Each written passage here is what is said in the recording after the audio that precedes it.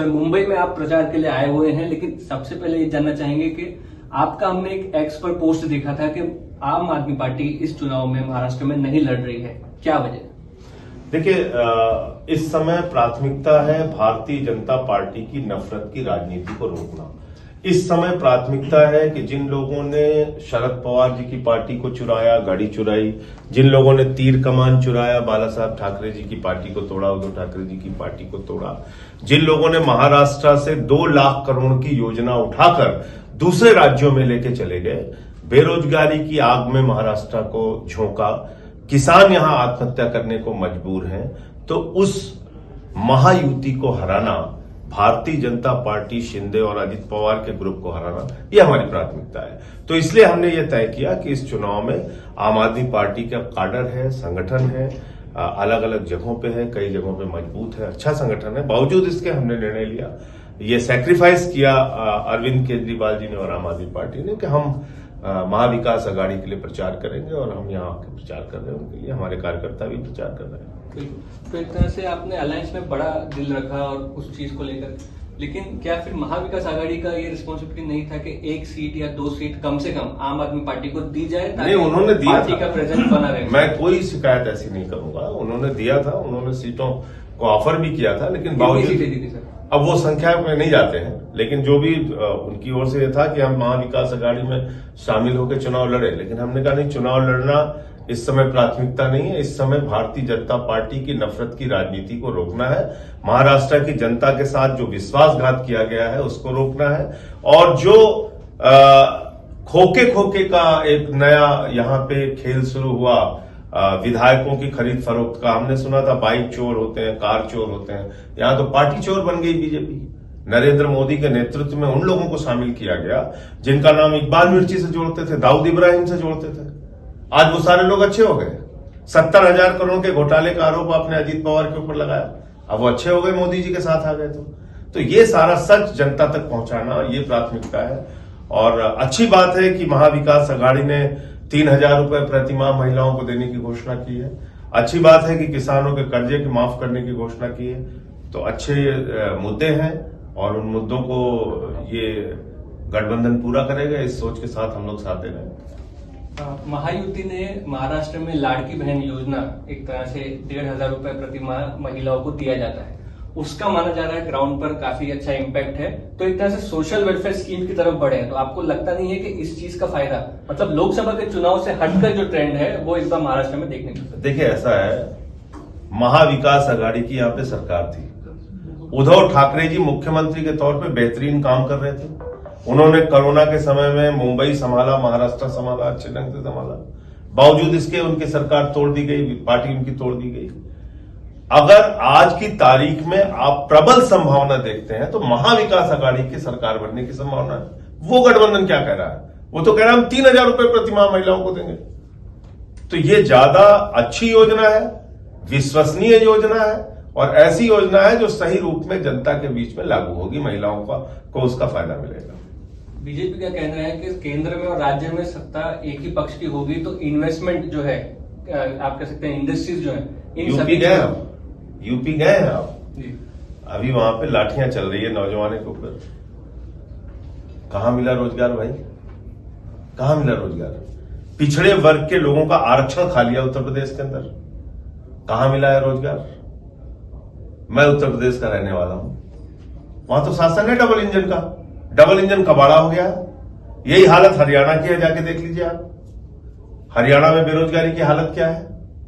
27 साल से गुजरात में बैठे हुए हैं, बावजूद इसके जब हम लोग गए वहां पे चुनाव लड़ने के लिए, तो एक टेंट का स्कूल प्रधानमंत्री ने बनाया, उसमें बैठ के उसको सारे टीवी चैनल्स पे दिखाया गया। तो ये कहना कि दोनों सरकारें ऊपर नीचे एक जैसी होंगी, ये सब झूठी बातें। अगर है तो 2 लाख करोड़ की योजना क्यों लेके गए आप महाराष्ट्र से? आप बताइए ना। अगर ऊपर नीचे एक सरकार रहेगी तो महाराष्ट्र का और नुकसान करेंगे ये लोग, मैं ये जिम्मेदारी से बात कह रहा हूं। अगर आज मोदी जी नहीं होते प्रधानमंत्री तो क्या महाराष्ट्र से ये 2 लाख करोड़ की योजना जाती? आप बताइए मुझे। तो ये तो नुकसान किया ना ऊपर नीचे रह के।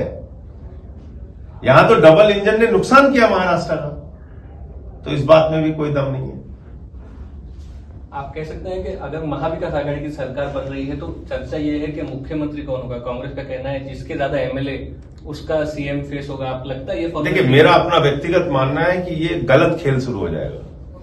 फिर क्या होता है कि गठबंधन के लोग ही एक दूसरे को हराने में लग जाते हैं कि इनके नंबर न बढ़ने पाए।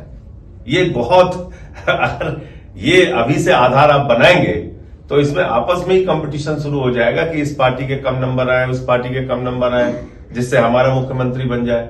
यही खेल तो हुआ हरियाणा में। कांग्रेस पार्टी के 3-4 धड़े जो बने हुए थे वो आपस में ही एक दूसरे को हराने में लग गए और उसका नुकसान हुआ। तो मैं समझता हूं ये कहना ठीक नहीं होगा। और अगर आप मुख्यमंत्री के तौर पे मेरी व्यक्तिगत राय मानेंगे तो पूछेंगे तो मैं ये बताना चाहूंगा कि उद्धव ठाकरे जी एक बेहतरीन मुख्यमंत्री के रूप में काम कर रहे थे। महाविकास आघाड़ी के बेहतरीन चेहरे के रूप में वो मुख्यमंत्री के तौर पे महाराष्ट्र में काम कर रहे थे और उस वक्त सरकार गिराई गई। तो इस पे एक सहमति बनानी चाहिए, ये मेरा अपना मत है। आपको लगता है कि उद्धव ठाकरे को फिर से सीएम बनना चाहिए? निश्चित रूप से उनके नाम पर महाविकास आघाड़ी को सहमति बनानी चाहिए और एक अच्छा चेहरा होगा। मराठी मानुष के बीच में एक अच्छा संदेश भी जाएगा और आज की तारीख में उनको इस महाविकास आघाड़ी को सभी वर्गों का वोट मिल रहा है तो वो एक लाभ होगा। ये बात उद्धव जी ने चुनाव से पहले भी कही, लेकिन सीएम फेस ना शरद पवार जी ने डिक्लेयर किया ना कांग्रेस ने डिक्लेयर किया, ना ही सहमति बनी। तो ये लगता है आपको? देखिए, ऐसा है कि वही लोग चुनाव लड़ रहे हैं, हम तो चुनाव लड़ नहीं रहे। हम तो बाहर से समर्थन देने के लिए आए हैं। लेकिन बाहर से जो मैं चीजों को देख पा रहा हूं और आप मेरी राय मानते हैं तो मैं बहुत स्पष्ट तौर पे कहना चाहूंगा कि महाविकास आघाड़ी के मुख्यमंत्री के तौर पे उद्धव ठाकरे जी ने बेहतरीन काम करके दिखाया। महाराष्ट्र का हित सबकी प्राथमिकता है ना। अगर सब ये कहते हैं भाई मुख्यमंत्री से हमारा लेना देना नहीं है, महाराष्ट्र का हित हमारा सबसे आगे होना चाहिए, तो वो काम तो उद्धव ठाकरे जी अच्छा करके दिखा रहे थे। उसके हिसाब से उनके नाम पे एक सहमति बनानी चाहिए। और क्योंकि दिल्ली में भी 3 महीनों में चुनाव है, इंडिया ब्लॉक को जनता कैसे देखे? जहां पर कांग्रेस बीजेपी डायरेक्ट फाइट है वहां आम आदमी पार्टी और कांग्रेस आमने सामने लड़ते हैं। जहां पर सहयोगी दल रीजनल पार्टीज है वहां पर आम आदमी पार्टी आप झारखंड को महाराष्ट्र को सपोर्ट करते हैं। ये कोई बड़ा मुद्दा नहीं है। 144 करोड़ लोगों का मुल्क है। We are largest democracy in the world. पूरे विश्व के सबसे बड़े लोकतंत्र हैं हम। तो इसलिए यहां एक दूसरे के खिलाफ पार्टियां लड़ेंगी भी और साथ में भी मिलकर लड़ेंगी। जैसे एनडीए गठबंधन में कभी जेडीयू इनके खिलाफ लड़ता है, कभी अकाली दल इनके खिलाफ लड़ता है, कभी दूसरी पार्टियां भी इनके, रामविलास पासवान जी भी लड़ते थे, गठबंधन में रहने के बावजूद लड़ते थे। शिवसेना भी यूपी में लड़ी है, तब ये शिवसेना बीजेपी के साथ एनडीए में थी तब। तो ऐसा नहीं है कि सिर्फ अभी हो रहा है तो इसलिए अलग स्ट्रेटेजिक सपोर्ट आगे भी चलता सबसे हाँ बिल्कुल चलता रहेगा। और स्ट्रेटेजिकली ये तय करना होगा कि आज बीजेपी की नफरत की राजनीति जो देश की अर्थव्यवस्था को बर्बाद कर रही है, नौजवानों को बर्बाद कर रही है, स्कूल अस्पताल को बर्बाद कर रही है, उसको कैसे रोका जाए। 50,000 सरकारी स्कूल यूपी में बंद हो रहे हैं। इस राजनीति को कैसे आप रोकेंगे? महाराष्ट्र के अंदर जो किसान आत्महत्याएं कर रहा है और किसान से ज्यादा नौजवान आत्महत्याएं कर रहा है, इस राजनीति को रोकेंगे कैसे आप? ये जो बटोगे खटोगे के नारे ये लोग लगा रहे हैं, इसको कैसे आप रोकेंगे? आप नफरत फैला के नफरत की बुनियाद पे चुनाव लड़ना चाहते हैं। आपके पास कोई मुद्दा है नहीं, आप बटोगे कटोगे कर रहे हो। जिस तरह और यहाँ वहां यूपी में नौजवान को जब वो रोजगार मांग रहा है तो कह रहे हैं कि पीटोगे, रोजगार मांगोगे तो पीटोगे। तो ये अजीब पार्टी कह रहे हैं, न्यूज़पेपर एडवर्टाइजमेंट आ रही है, एक है तो सेफ है। वो अडानी के लिए कह रहे हैं। वो कह रहे हैं एक रहेंगे तो सेफ रहेंगे। वो अडानी के लिए नारा है उनका। या तो दुबई के शेखों के लिए कह रहे होंगे कि हम तुम एक रहेंगे तो बच्चे सेफ रहेंगे। जय साहब की वहां पे वहां धंधा चल रहा है, तो किसी कारण होगा, मोदी जी से पूछिए वो बता पाएंगे।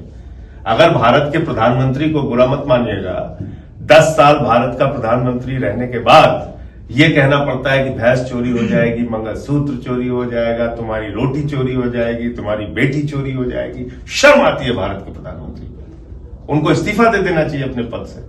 अगर 10 साल प्रधानमंत्री रहने के बाद, 22 राज्यों में उनकी सरकार होने के बाद, अगर रक्षा मंत्री गृह मंत्री उनका होने के बाद भी वो कह रहे हैं कि बेटियां चोरी हो जाएंगी, तो उनको अपने पद से इस्तीफा दे देना चाहिए। एक मैंडेट की बात है, दूसरी वोट जो है काटने की स्ट्रेटेजिकली वोट कटिंग की बात है। हरियाणा में ये स्ट्रेटेजी हमको देखने को मिली, महाराष्ट्र में भी होती हुई दिख रही है। मराठी मानुष की आपने बात की, एमएनएस राज ठाकरे भी चुनाव लड़ रहे हैं। आपको लगता है उद्धव ठाकरे को इसका नुकसान होगा?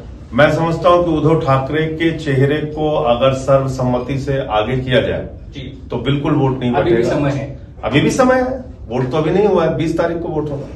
जी, तो ये जो बंटवारा जिसका जिक्र आप कर रहे हैं, ये बंटवारा बिल्कुल नहीं होगा। एक तरफा उद्धव ठाकरे के नाम पे वोट पड़ेगा।